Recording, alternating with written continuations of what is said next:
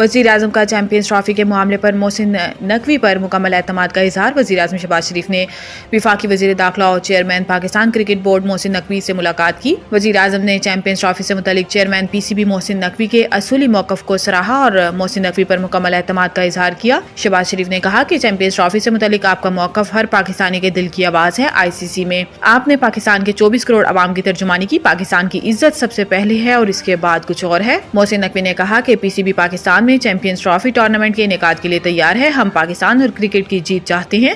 Champions trophy سے متعلق اچھی خبر سامنے آئے گی۔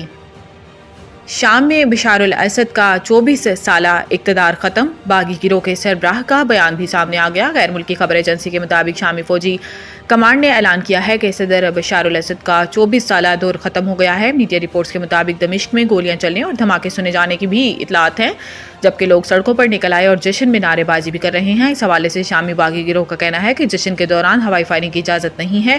غیر ملکی خبر ایجنسی کا بتانا ہے کہ عوام کی جانب سے امیہ اسکوائر پر جشن منایا گیا۔ شہری شامی فوج کے ٹینکوں پر چڑھ گئے۔ دمشق میں باغی ملیشیا کو کسی قسم کی مزاحمت کا سامنا نہیں کرنا پڑا۔ دمشق کے قریب جیل سے ہزاروں قیدیوں کو رہا کر دیا گیا۔ صدر بشار الاسد کے ملک سے فرار ہونے کے بعد باغی گروپ تحریر الشام ملیشیا کے سربراہ ابو محمد الجولانی نے اپنے بیان میں کہا کہ پرامن انتقال اقتدار تک سابق وزیر اعظم محمد غازی الجلالی تمام ریاستی اداروں کو چلائیں گے۔ شامی باغ گروہ کا کہنا ہے کہ کسی بھی صورت شام میں موجود کیمیائی ہتھیار استعمال نہیں کریں گے۔ بشرا بی بی کو کوئی چھوڑ کر نہیں گیا، ان سمیت سب بھاگے تھے۔ خواجہ آصف نے کہا ہے کہ سول نافرمانی ناکام ہو جائے گی۔ سول نافرمانی تب کامیاب ہوتی ہے جب عوام کا انحصار ریاست پر نہ ہو۔ اب ریاست عوام کو ہر چیز مہیا کر رہی ہے۔ اس سے قبل بھی بانی پی ٹی آئی نے دھرنے میں بل جلایا تھا، تب بھی کسی نے عمل نہیں کیا تھا۔ ایک اور سوال کا جواب دیتے ہوئے خواجہ آصف نے کہا کہ بشرا بی بی کو کوئی چھوڑ کر نہیں گیا، ان سمیت سب بھاگے تھے۔ انہوں نے ویڈیو دیکھی ہے، بشرا بی بی خود جا رہی تھیں۔ دوسری جانب وفاقی وزیر برائے منصوبہ بندی احسن اقبال نے بھی سول نافرمانی پر بات کرتے ہوئے کہا کہ جس ملک میں انتشار ہوگا، سول نافرمانی ہوگی، وہ ملک ترقی نہیں کر سکتا۔